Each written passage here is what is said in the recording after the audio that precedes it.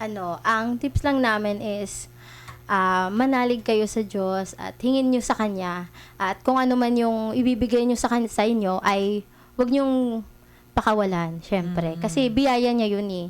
Kapag may nasubukan na kayo, ituloy-tuloy nyo lang yun. Huwag kayong sumubok ng sumubok, di ba? Kasi baka hindi yung para sa inyo eh. Kapag meron na kayong natutunan na business, yun na yung gawin nyo. Ipagpatuloy nyo yung business na yun. Si JC. Yun po ang tips ko po, no, sa mga gusto mag-umpisa ng pagbi-business.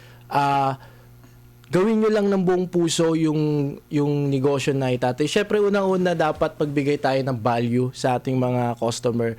Bigay natin kung ano yung kailangan nila, kagaya ng ginawa namin. Kung ano yung kailangan nila, pre-provide namin. So, sa mga gusto rin magtayo, maghanap kayo kung anong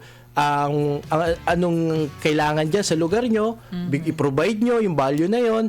Then eventually, yun nga, pagka maayos tayo na negosyante, nagbibigay natin ng maayos, 100%, so yun, eventually magiging maayos din naman yung negosyo na gagawin natin or tatahakin natin.